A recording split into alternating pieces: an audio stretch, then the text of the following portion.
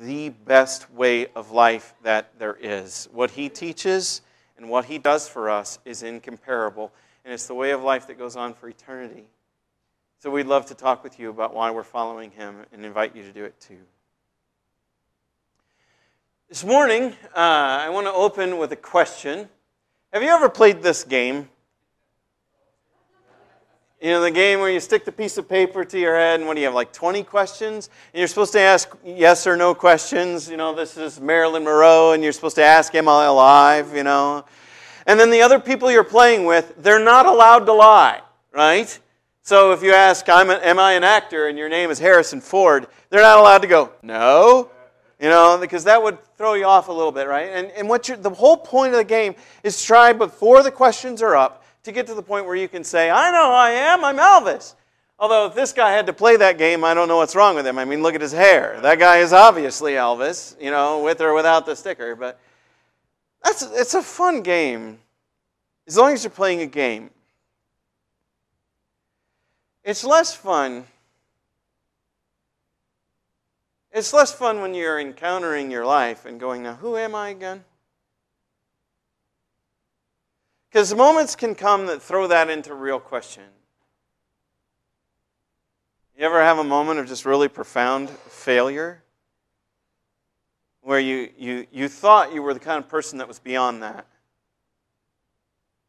Or a moment when you're really disappointed in somebody and they let you down and maybe everything falls apart and you're like, who am I now? You know, I thought I knew who I was. But who I was involved this other person, and now, maybe I don't know who I am. Have you ever been there? That can be one of the hardest questions that there is. In some ways, it is the lifelong question, because if you think you got it nailed down and you think you feel like you finally have an answer to it, things change. There was a time when I thought, you know who I am. I'm a professor, or I will be eventually. I know what I am. I know who I am. That's not who I am. You know, and I tell you, men particularly are tempted to fall into this trap of I am what I do. What do you do when you retire then? When I quit doing all these things that define me, what do I do then? We're tempted to find ourselves in some sort of relationship or another. What do you do when that goes sideways? Who are you?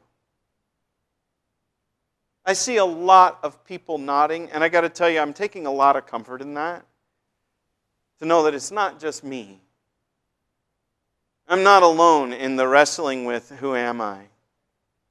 I'm not going to read it to you because it would take up too much of my time, but there's a wonderful poem. If you just go online, it's the second link that Google gives you. Poem by Dietrich Bonhoeffer. There's a man in prison when he writes it. And he says over and over again, who am I? Who am I? Am I this person? They tell me that I'm going to walk right out of here someday. Is that who I am? Am I going to be master of my commandant? Master of my... Who am I? Because I hear all these voices talking to me, but I look inside my own life and I see all this turmoil and trouble and pain and confusion and mess. Am I what they say? Am I what I experience? Who am I really? The end of the poem is, whomever I am, Thou knowest, O God, I am yours. I don't think there is any other answer to that question. It's one of the big reasons I come here again and again and again. I come back to this place because I need Him to tell me who I am. I'm tempted to think I am my success or my failure. I'm tempted to think that I am my achievement or my lack of it. I'm tempted to think that I am my creativity or my blandness. I tend to think that I am my ability to love or my ability to succeed or whatever. I tend to think that I am something that I can define and that I can create and that I can generate. And the truth is, I am what I find here. beloved of God, invited to come and commune. This morning we're looking at the second half of a story. Last week we looked at the road to Emmaus, the journey part of that. And we pick up our story this morning halfway through. So it's kind of like one of those TV shows that you watched back in the 80s when you couldn't stream them on Netflix and just go to the next one. You had to wait an entire week before you got to find out who shot JR or whatever. This is the second half of the story where we pick up with the one who can tell us who we are. And he tells us who we are by letting us find out who he is. So the story begins on the road, and it began last week. You'll have to go on YouTube if you missed it. Anyway, so they drew near to the village where they were going. These two people who are walking away from Jerusalem. Throughout the Gospel of Luke, the journey is into Jerusalem, and here they are walking away, defeated, broken, sad, and walking together with the resurrected, murdered Lord. Murdered but now alive, killed but now with them, walking with them and asking silly questions like, what are you talking about? Really? What things? Tell me more. And then he unpacks to them the scriptures to tell them, don't you understand? God is not defeated. This was always God's triumphant plan. And so they've drawn near to the village. The journey is done. And they can't hear anymore, but when they get there, he acted like he was going further. But they urged him strongly, saying, stay with us. Stay with us. It's toward evening, and the day is now far spent. Have you ever had to say that? When you're wrestling with that who am I thing, one of the most profound things I can say when I'm stuck in mystery and I'm uncertain of my foundations, when I don't know where I stand and I don't know what's going on, when I feel like I had figured things out and suddenly my path takes a sudden jog to the left that I did not know was coming. Okay, well, stay with me though. I can't make this journey without you, and it's a journey into night, and I don't know where I'm going. So one of the most gospel things that you hear in this passage is, so he went to stay with them. And they really wanted him. They didn't even know who he was yet, but they've gotten to the point where they're like, come on, please, don't let this end.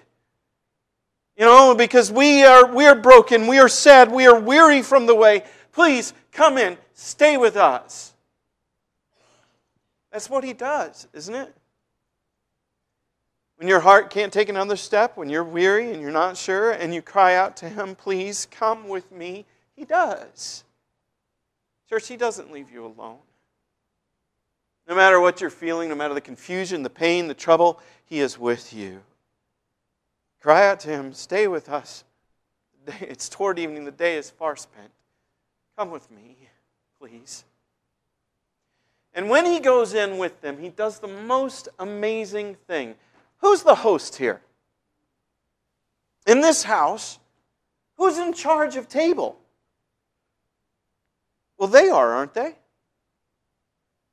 You ever have somebody come over to your house? What do? You know, they come over to your house to eat.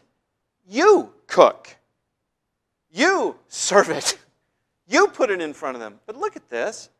When he was at table with them, he took the bread and blessed it and broke it and gave it to them.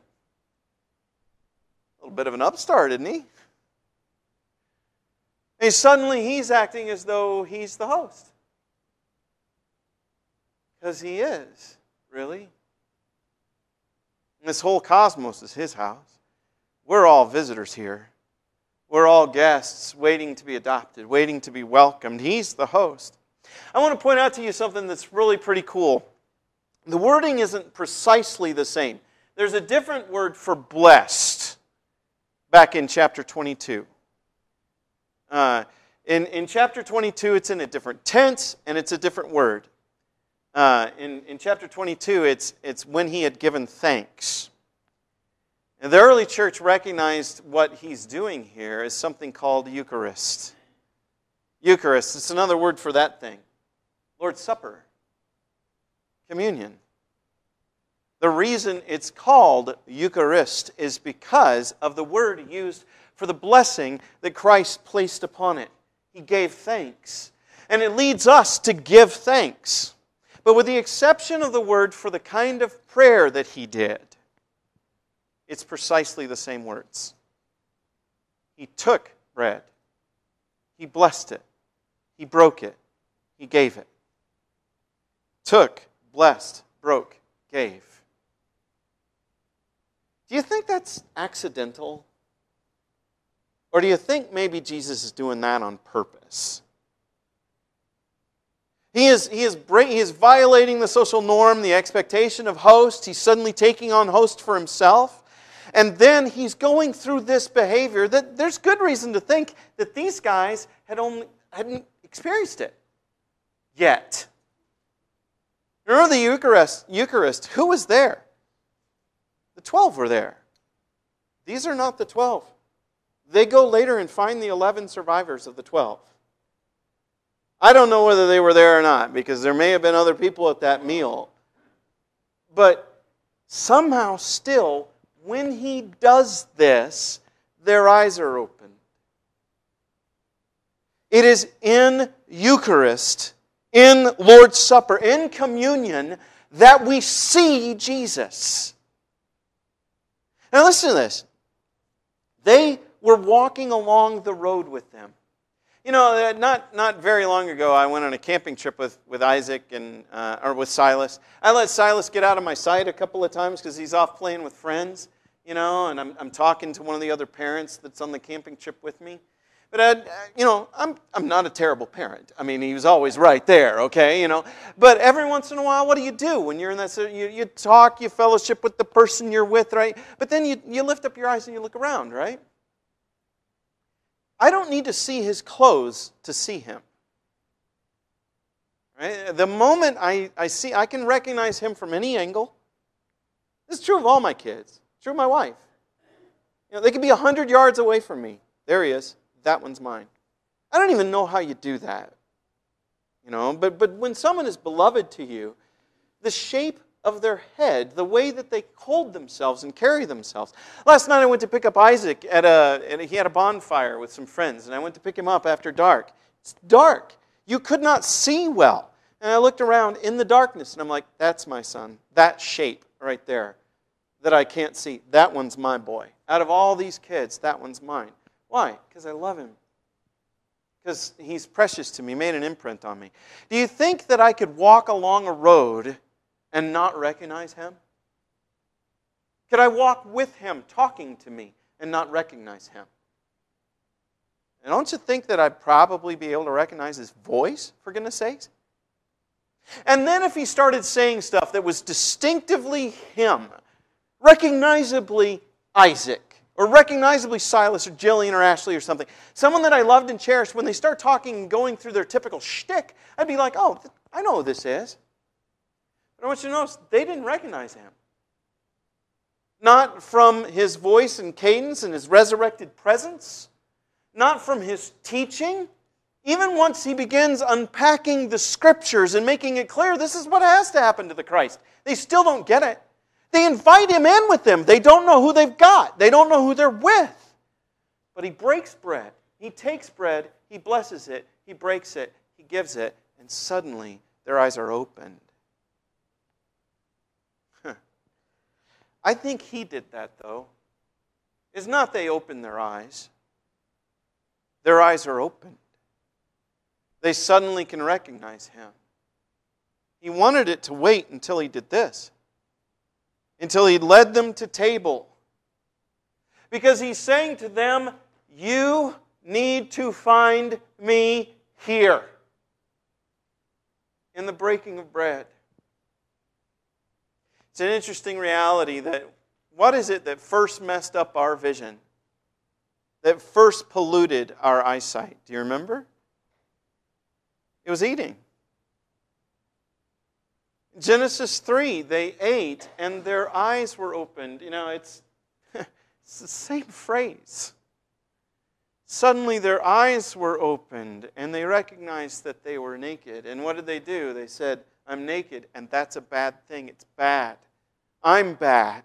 Everything's bad. Good grief, the Lord God is bad. I need to run away from Him. It is eating that polluted their vision. It's eating that gave them clarity again. And when our ancient parents ate, what did they see? They saw themselves. The foundation of their seeing was to look at themselves, because they had become their own source, their own God, their own knowledge of good and evil, and they had established their own good life now. They were messed up. He opens their eyes, and what do they see? They see Him. Their vision has been entirely corrected. The curse lifted. The damage undone. They can see again. So that's what this does for us. And it's fascinating that after it's done, He vanishes from their sight. Why? I think to prepare us for the reality that you're not going to see Him, but you're going to see Him. Over and over and over again, you're going to see Him.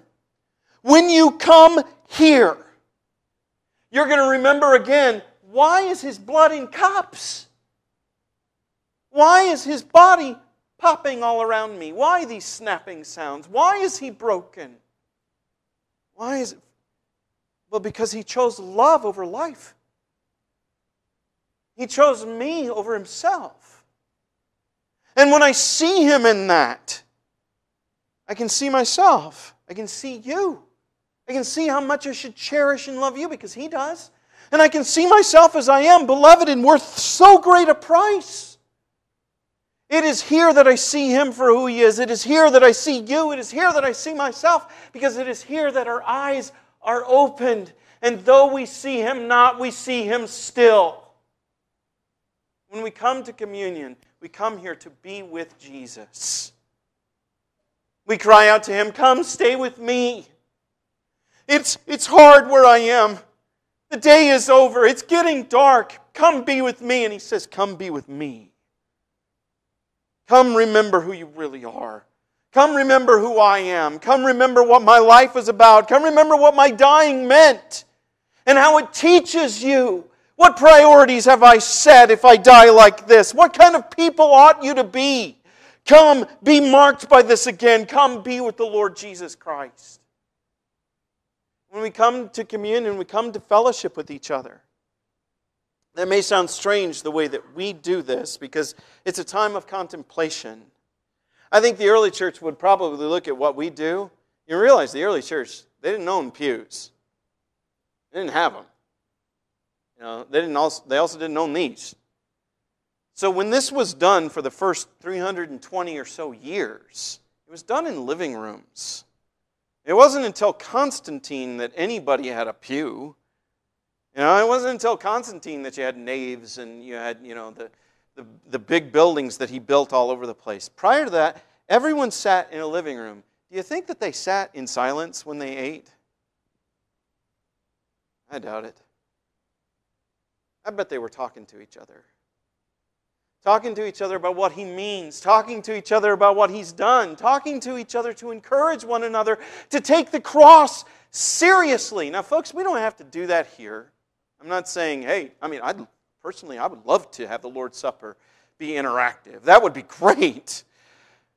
But we have to do that. And it's the supper that tells us so. Because when you eat together with another person, you let down your guard. You become vulnerable and open to each other. And folks, we need the fellowship. The table says so. The first tables were not symbolic. They were the real thing, where people ate together and communed and talked about the Lord God. The story from the walk along the way was the story of the table, and they talked to each other about what it meant and how they were doing with it and how they could encourage one another. And so as they ate the Lord, they took the Lord on and they talked to one another about the Lord. But per my intro, perhaps one of the most wonderful things that this does for us is that we come to communion to know ourselves.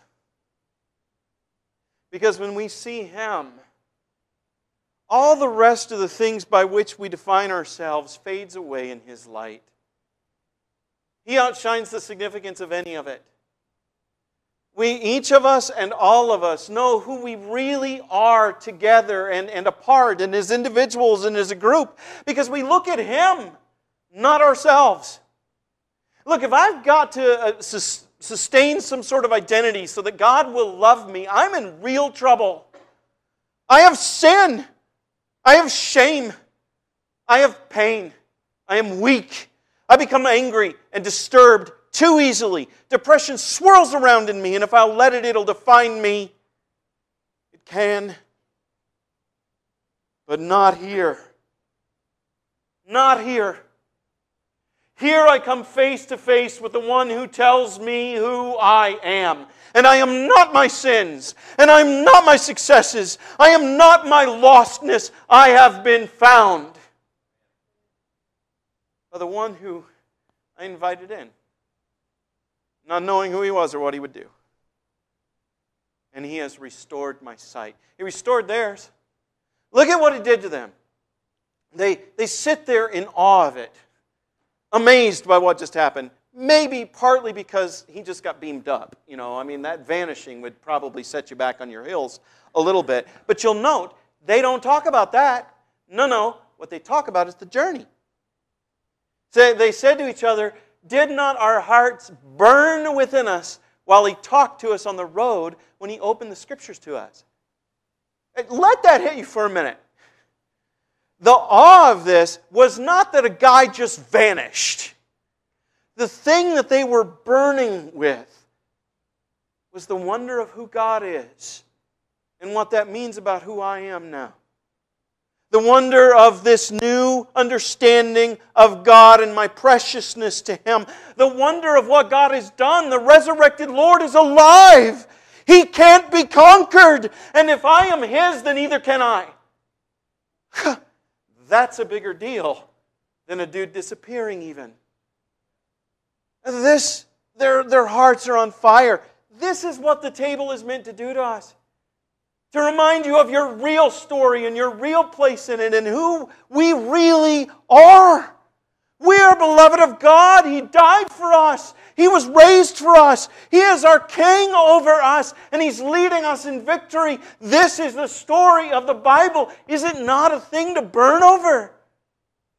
And then notice what they do next. They arose that same hour, and where did they go? Where was the journey throughout the book? Where were they going? They're back on the road. They're back on discipleship again. They're headed back into Jerusalem. Back to the dangerous place. You realize what danger they're taking on here? What kind of threat they're facing? They are allies of the murdered man that the system killed. And they're headed back to the seat of power of that system. It doesn't matter anymore. None of that matters because He's with us. And they went and they found the 11. And those who were with them gathered together and saying, "The Lord has indeed risen." Or rather, the Lord is risen indeed. And has appeared to Simon, which to be honest with you, I have no idea what that means. Simon is Peter. And Peter, last we saw Peter, he was looking in the tomb. Peter is not either of these two dudes because they went and found the 11. I'm sure there's some kind of hidden meaning in that. If you know what that means, please come see me afterwards. But the significant thing is not the second half of the sentence. The significant thing is that the Lord is risen indeed. And when we gather at table, we gather not at a wake of a funeral, but at a triumphant celebration with the resurrected Lord present with us. And here our eyes are open and He appears to us as we eat, as we take Him on, as He takes us for Himself. And then they told what had happened on the road. They told about the wonder of how Christ reinterprets everything. You thought the story was this.